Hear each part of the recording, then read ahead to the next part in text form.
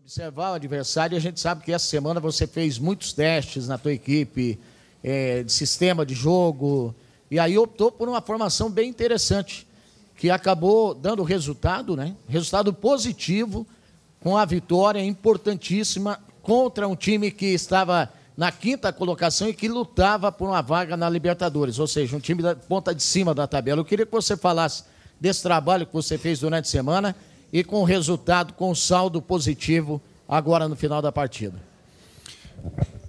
Durante a semana a gente acabou treinando umas 3 alternativas aí táticas.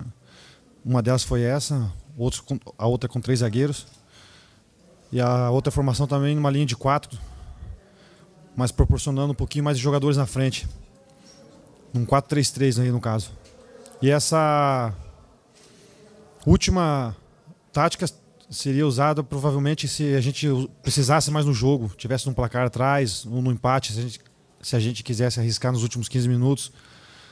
E os treinamentos, para mim, servem para isso, para você acabar adaptando os jogadores a algumas formações, não tendo que simplesmente chegar no jogo, colocar algum jogador e pedir para fazer aquela função ou outra. Então, não é por questões de querer esconder o jogo, não, de vocês ou do time adversário, é realmente para a gente sentir os jogadores nas questões táticas que estão sendo observadas. E essa que a gente acabou entrando já era uma ideia, era justamente para fechar as subidas dos 2 laterais, já que o Júlio não tem essa característica pelo lado esquerdo. Quanto ao Inter, eu tentei fechar um pouquinho com o David e com o Alex, mas tirei muito o David perto da área, então não era interessante para essa partida.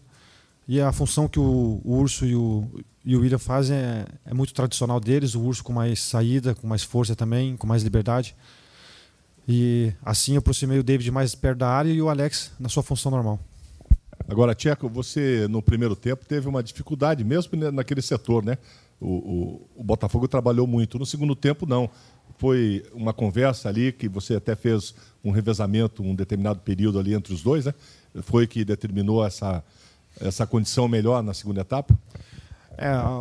A questão pelo lado esquerdo, se não me engano, né? No primeiro tempo, o Botafogo estava se sobressaindo um pouquinho mais ali, mas era uma questão mais de conversa entre ele, o Diogo e o próprio Willi quando caía por ali, né?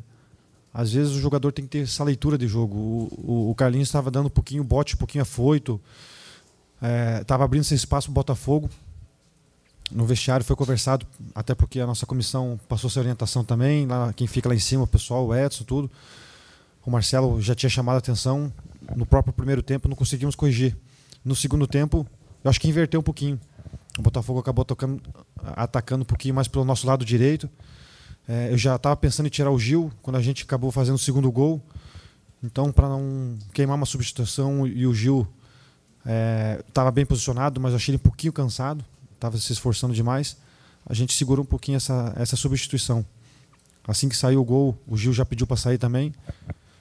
Acabou se invertendo, mas é uma questão mais um pouquinho de leitura de jogo dos próprios jogadores, né? A gente conversa muito sobre isso. O Carlinhos tem um pouquinho de dificuldade em relação a isso, é um jogador que vai amadurecer muito, ele tem uma boa saída de bola, ele já tem, por questões de posicionamento da lateral esquerda, essa função tática defensiva, então fazer essa leitura às vezes pode tornar o jogador até na sua carreira um pouco melhor. Tcheco, falando em leitura dos jogadores dentro de campo, a gente falava sobre a experiência, né, durante a semana de alguns atletas que poderiam ser fundamentais para o Curitiba conseguir êxito e obteve isso diante do Botafogo. Você vê o gol de cabeça de um bom posicionamento do David, também a chegada do Alex no segundo gol. Até que ponto essa experiência desses atletas dentro de campo pode fazer com que o Curitiba permaneça na Série A? É a mesma importância que tem os mais jovens também. Os mais jovens que querem uma carreira de sucesso aí tá passando por uma grande experiência já de cara já. E os jogadores mais experientes, no caso do Lincoln, David, Júlio, Lincoln, Alex, são jogadores que nem preciso dizer pelo que eles já passaram na carreira deles, para passar tranquilidade para os mais novos. Isso foi um dos tópicos da minha preleção. O estado emocional, o equilíbrio emocional, e seria muito importante também para esse jogo, para a gente não acabar sendo influenciado às vezes pela torcida, querendo que pegasse lá em cima. E nos treinamentos que a gente tentou marcar em cima não deu certo. Então a gente se precaveu marcando um pouquinho mais ali na zona do meio de campo. Essas orientações seriam muito importantes. Tenho certeza que com a nossa permanência na primeira divisão, o Lucas Claro é um desses jogadores que vai ter um crescimento muito grande para o ano que vem. O próprio Diogo também, um jogador que tem uma saída boa pela esquerda, ainda acaba pecando um pouquinho na parte defensiva, mas é um jogador que vai amadurecer.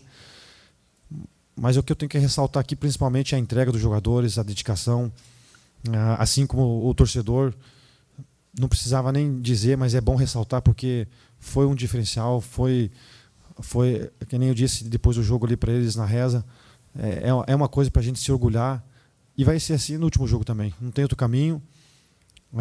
Desde que o presidente acabou optando pela permanência da comissão técnica do Curitiba aqui, é que eu passei para eles, independente de qual esquema que a gente passar, a gente vai ter o trabalho mais de organizar a equipe, passar um lado de conversas muito bem elaboradas, mas é a atitude deles que vai fazer a diferença, e esse jogo aí foi um jogo bem típico disso.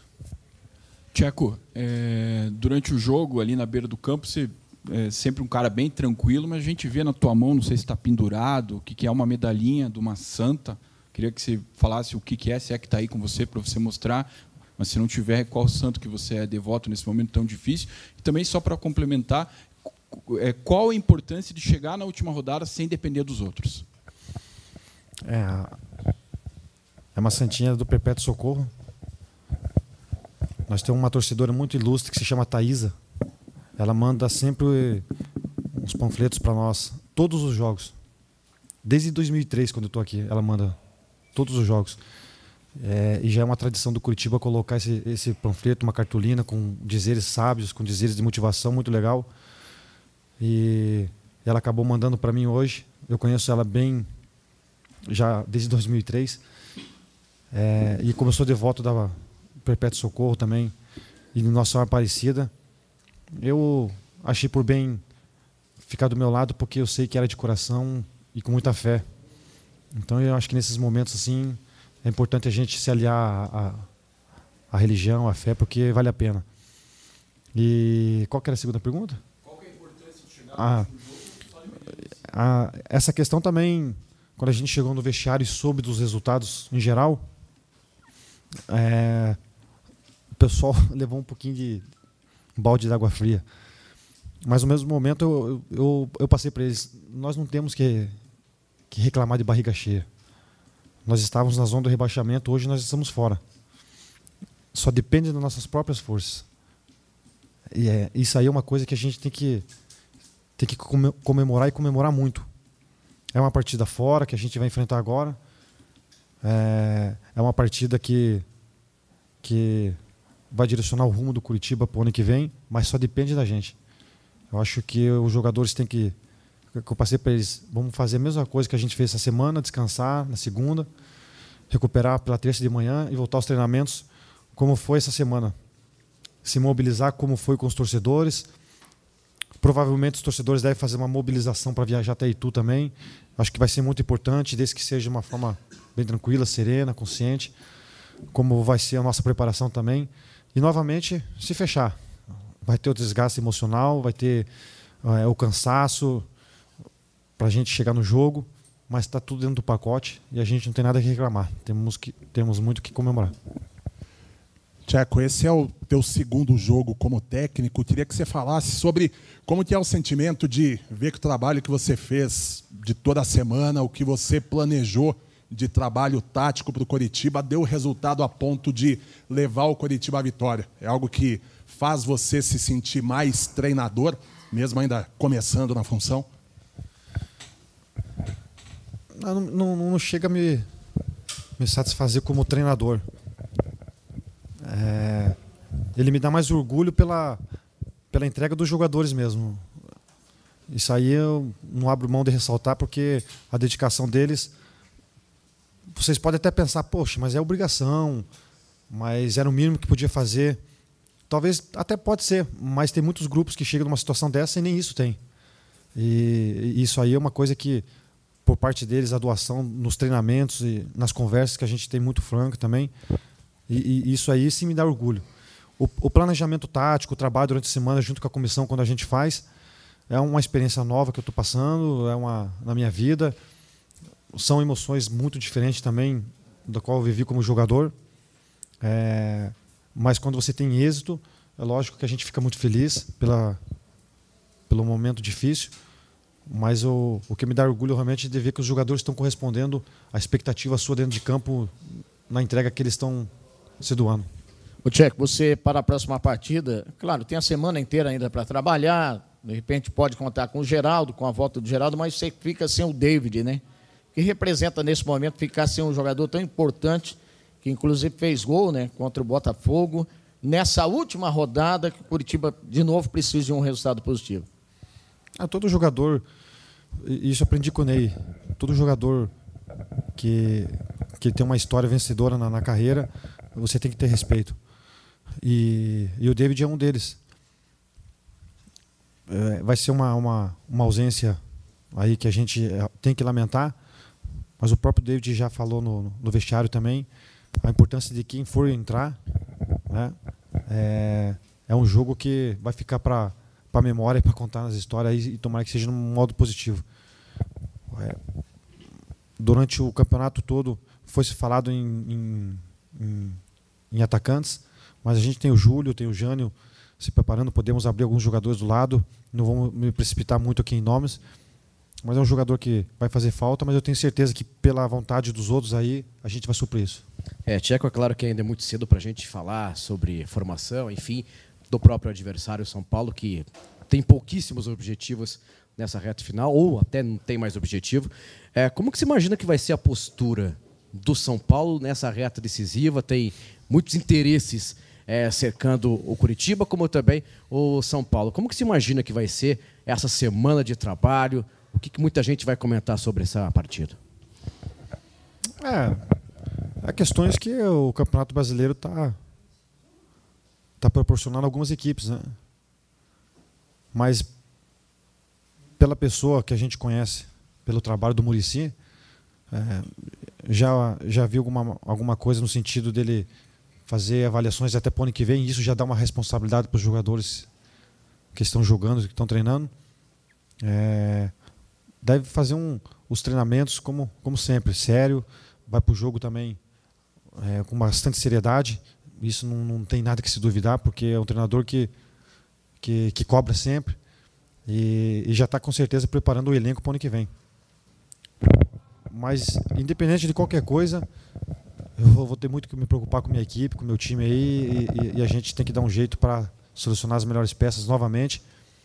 E já deixo aqui avisado de antemão que eu posso fazer substituições, apesar da partidaça que o Gil fez, posso colocar um outro jogador ali para fazer alguma função, dependendo das características do São Paulo. Eu jogo muito de acordo com o time adversário sempre. E a gente vai tentar solucionar alguma alternativa boa aí.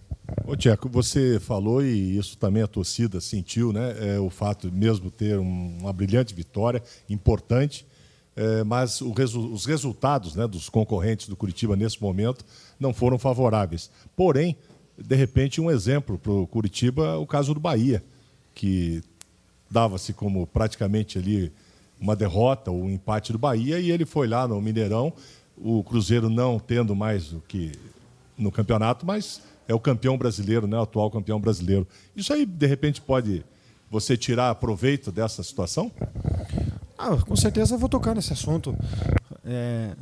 E um deles, principalmente, quando eu falei com vocês na primeira entrevista sobre as estatísticas, né? E é uma coisa que a gente tem que esquecer. Por exemplo, tinha agora uma contra o Botafogo, não sei quanto tempo que não vencia, né? São coisas que a gente tem que realmente esquecer as estatísticas, né? No caso, o Curitiba não vence fora há não sei quanto tempo, o último foi contra o Grêmio. Essa do Botafogo era uma outra situação, mas que para mim nesse momento não interessa. A cabeça do jogador tem que estar voltada e centrado realmente só para o jogo. Mas essa do Bahia é um exemplo muito positivo, em que a gente tem que sempre tocar no assunto. E a gente vai elaborar outras alternativas também como exemplos, porque eu acho que é necessário o jogador deslumbrar essas coisas que acaba acontecendo no futebol.